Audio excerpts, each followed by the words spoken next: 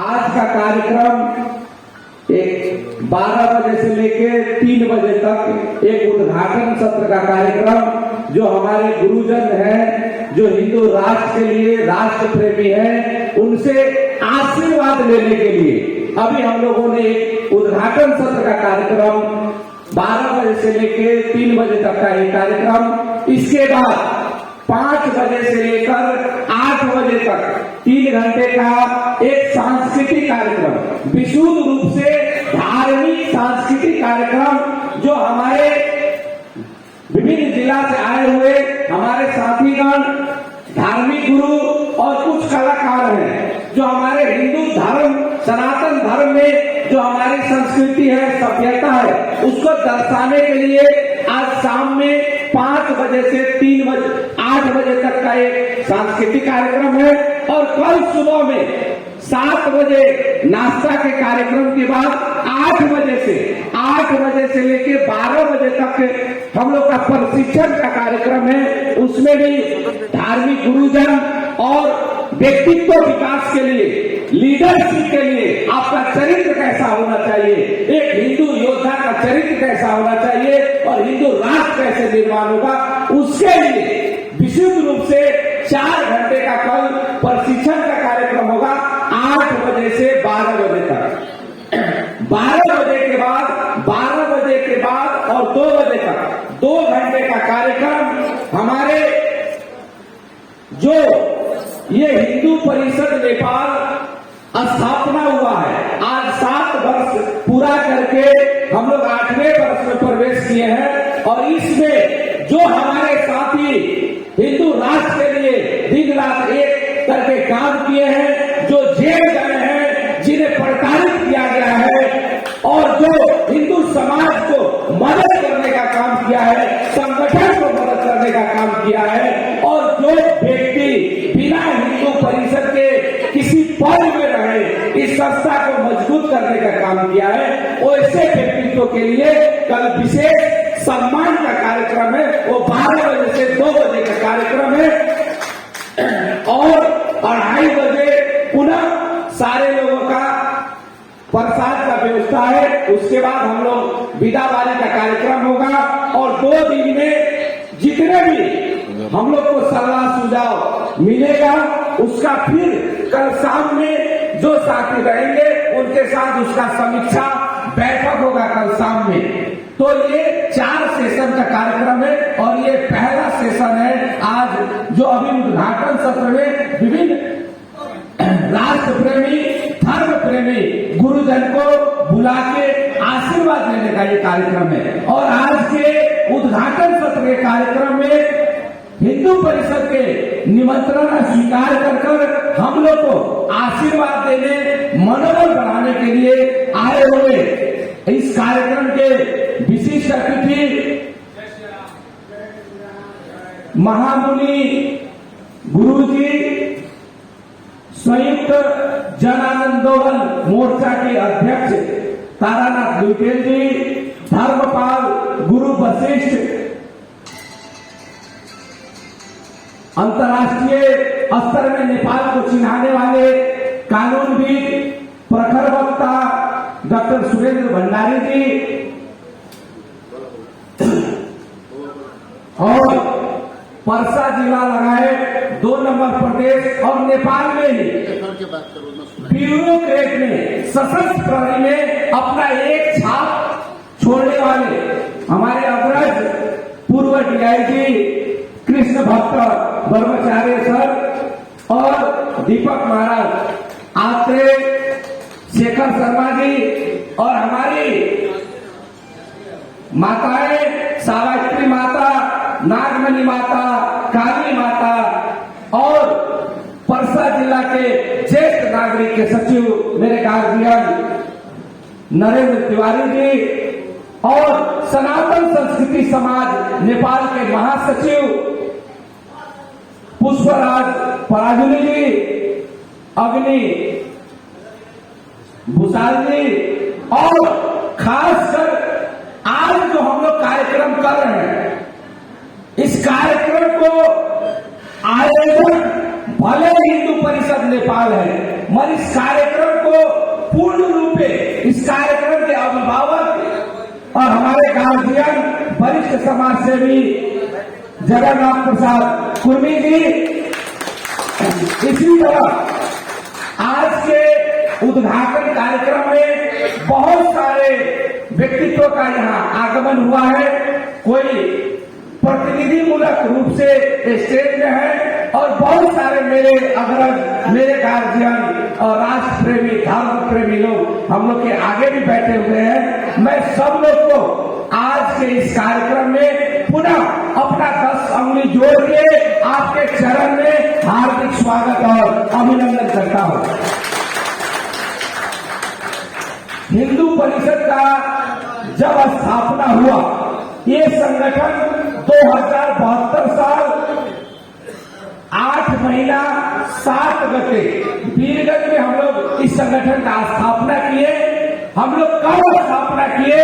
जब इस देश में 2072 साल अशोक के महीना 3 गते जब इस देश में धर्मनिरपेक्ष संविधान हम लोग पे लाया गया, उसके बाद नेपाल में बहुत सारा हिंदू का संगठन था, मगर जिस तेजी से, जिस ऊर्जा के साथ कार्य होना चाहिए, हम लोग को लगा कि नहीं, अब युवा जमात को भी आगे आना होगा, उन्हें मजबूती देने के लिए। तो हिंदू राष्ट्र के लिए जो लोग भी इस देश में कार्य किए हैं सनातन हिंदू राष्ट्र के लिए, वो संपूर्ण गुरुजन और संपूर्ण संगठन के प्रति मेरा सम्मान है। हिंदू परिषद नेपाल संपूर्ण संस्था और संपूर्ण गुरुजन जो हिंदू राष्ट्र के लिए कार्य किए हैं, उनके प्रति भी हम लोग सम्मान व्यक्त करते हैं। और जो हम नेपालियों का पहचान था, उसको पुनः स्थापित कराने के लिए हिंदू परिषद नेपाल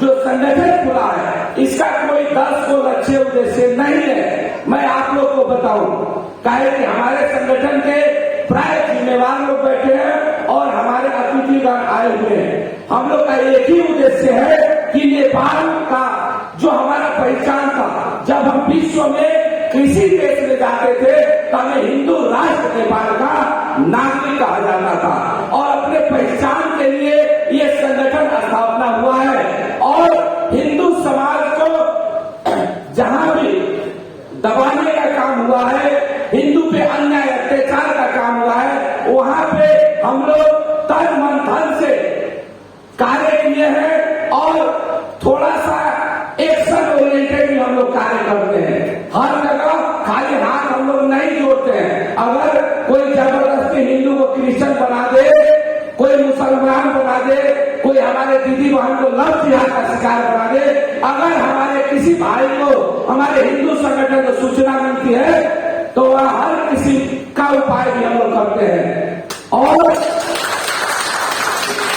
इतना नहीं, लगभग 600 से अधिक जो हिंदू भाई, हिंदू हमारे दीदी बहन लोभ लालच में पड़कर किसी भेदभाव के शिकार होकर हिंदू से जो क्रिश्चियन हो गए थे, जिनका लाखों रुपया तलब दिया जाता था, वैसे हमारे हिंदू भाई बहन को हम लोग अपने घर वापसी का भी, घर वापस भी हम लोग लेके आए। 600 से अधिक हमारे हिंदू भाइयों और बहनों को। और जगह जगह जो लव जिहाद का जो घटना है, ऐसे भी बहुत सारे हमारी बहन लोग को जहां से सूचना मिली, हम लोग बचाने का काम किए। मगर हम लोग का एक ही उद्देश्य है, शरीर में 10 बीमारी हो जाए तो उसका मूल जड़ पहले पता लगाना पड़ेगा। तो आज देश में जितना भी ये धर्मनिरपेक्ष जब से हुआ, तब से केवल हिंदुओं के साथ ही गुंडागर्दी होता है। और मैं एक बात हर मंच पे बोलता हूँ, मेथी से महाकाली, देश से हर गुना कापसा में जहाँ मेरा कार्यक्रम होता है, मैं हर मंच पे बोलता हूँ कि जो नेता पैसा के लिए अपना धर्म बेच सकता है, वो पैसा के लिए मुल्क भी बेच सकता है। तो आप लोग को वैसे लोगों को चिन्हना होगा, अपने अपने जगह में लोगों को जोड़ने का काम करना होगा। आज हमारी लड़ाई किससे है? किसने इस देश में धर्मनिरपेक्ष किया? तो जितना भी लोग है वो हिंदू का ही बेटा बेटी है, जो आज काठमांडू में रहते हैं और विभिन्न पार्टी के राजनीतिक दल में अगुवाई करते हैं, उन्होंने पैसा खाकर अपना धर्म बेचा और जबरदस्ती हम नेपालियों पे ये धर्म निरपेक्ष का एक काला धब्बा लगा दिया और 94% में हमारा पहचान खो दिए। आज हम लोग खो दिए। आज उस पहचान के तहत जब से पहचान था तो सब चीज ठीक था, कोई बदमाशी नहीं, कोई आपको क्रिश्चियन को हिम्मत नहीं हुआ जुलूस निकाल दे, कोई मुसलमान को हिम्मत नहीं हुआ जुलूस निकाल दे।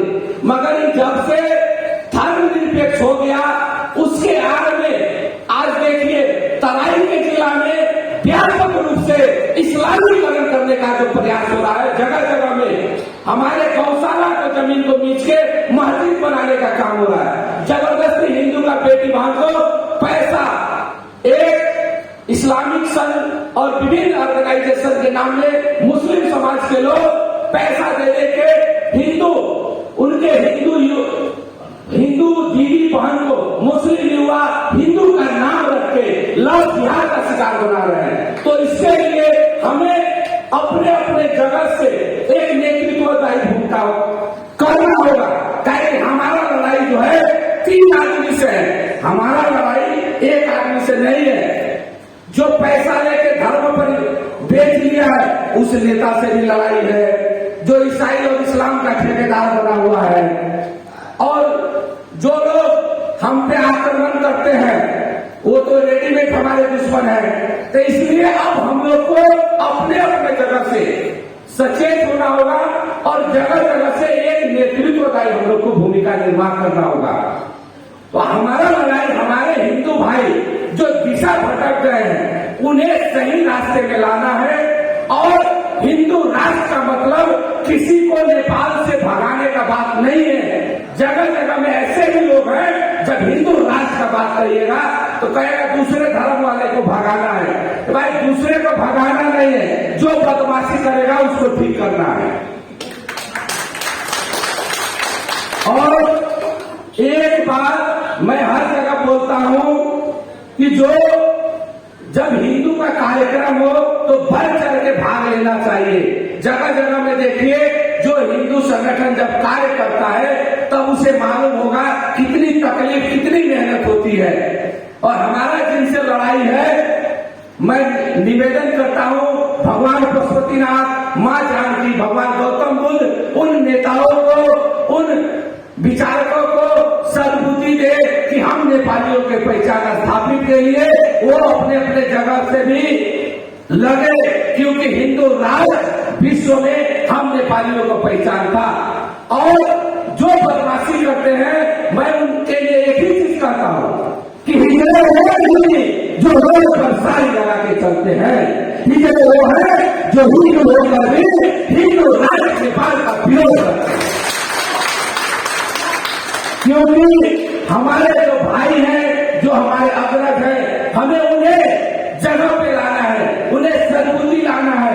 आपको घर चलाना है तो आपको पैसा चाहिए, मगर पैसा का मतलब आप अपने मम्मी पापा को परिवर्तन कर दे, माँ बाप को परिवर्तन कर दे, बेटा बेटी को परिवर्तन कर दे, धर्म को परिवर्तन कर दे, तो वैसे बेटी से, वैसे बहुरूपिया से हम समृद्धि का आशा नहीं कर सकते कि हमारा मुल्क वो समृद्ध करेगा।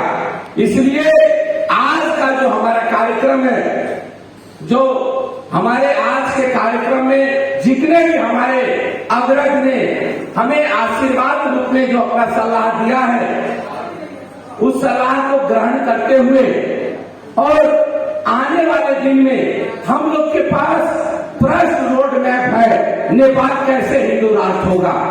क्योंकि ये देश में 4 आंदोलन हुआ, 3 बार मधेश आंदोलन हुआ, वो भी हम लोग देखे हैं, और एक बार जो राजा के विरोध में 7 दल आंदोलन किया, वो आंदोलन का भी अनुभव हम लोग का है कि कैसे आंदोलन होता है और जुलूस में लोग कैसे आते हैं, उसका भी अनुभव है। और आज मैं आप लोग को बताऊं, हम लोग इस कार्यक्रम में एक संदेश देना चाहते थे, जिसको हमने निमंत्रणा किया। उनके साथ साथ जितने भी हिंदू भाई इस कार्यक्रम में आए हैं, आज 72 जिला के हिंदू परिषद के अध्यक्ष लोग इस कार्यक्रम में हैं, सेंट्रल कमेटी के साथी हैं। मगर क्या है कि पहली बार हम लोगों ने राष्ट्रीय सम्मेलन किया है, तो बहुत सारा लोग फेसबुक से किसी से परिचय है, कोई टेलीफोन के माध्यम से है। तो आज 7 वर्ष के बाद सारे अगुआ का, लीडर का ये भेला है और इसमें लोग घुलमिल हो रहे हैं। आधा लोग इधर है, आधा लोग उधर है। कई लोग सोच रहे हैं कि 2 ही दिन तो समय है। तो आज हमारे ये लीडर का, हिंदू परिषद का जो लीडर है, उनका ये मिलन है। और इसमें एक सलाह हमारे डीआईजी साहब ने भी दिए कि आने वाले दिन में ऐसा कार्यक्रम हो कि नेपाल का आधा जनसंख्या उपस्थित हो।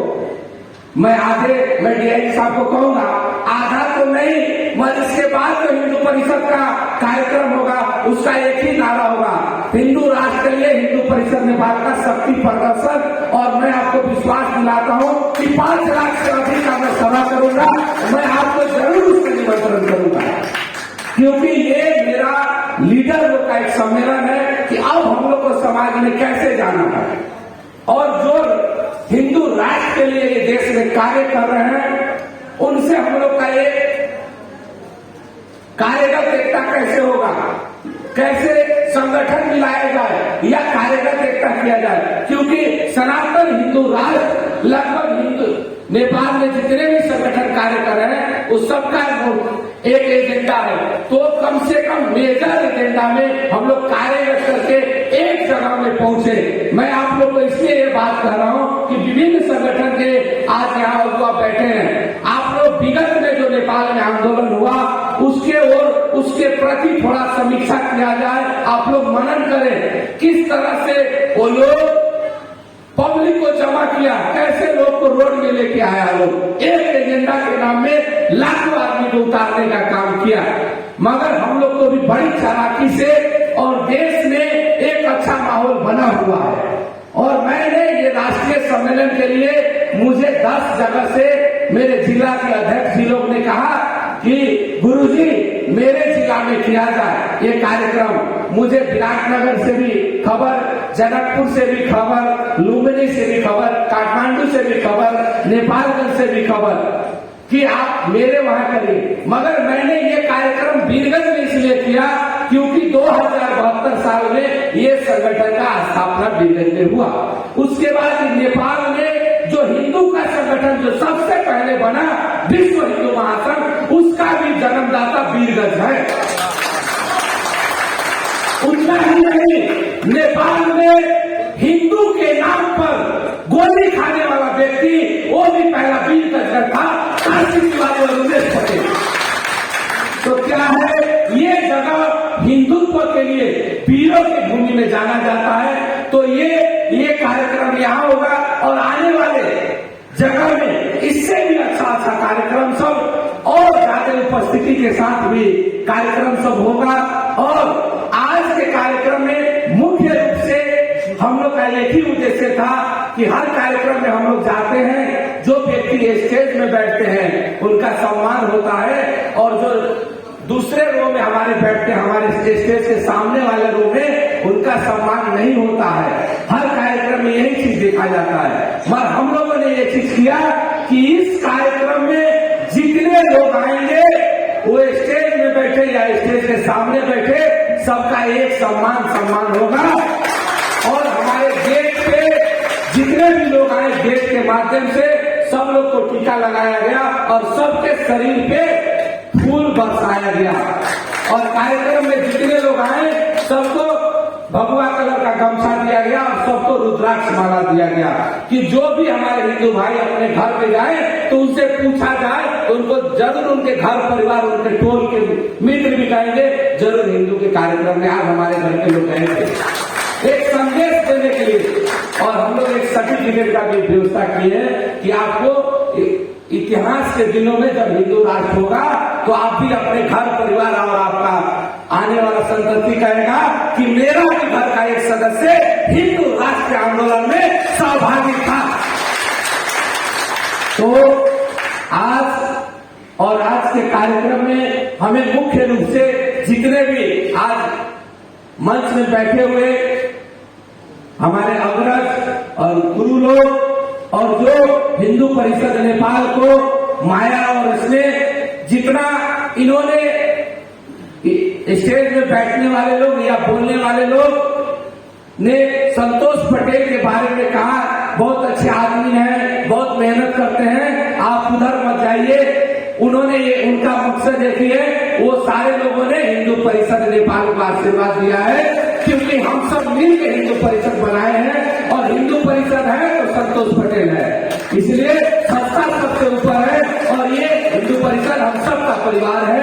और आज के कार्यक्रम में जितने भी हम लोग को आशीर्वाद दिए उसको सहर्ष स्वीकार करते हुए, मनन करते हुए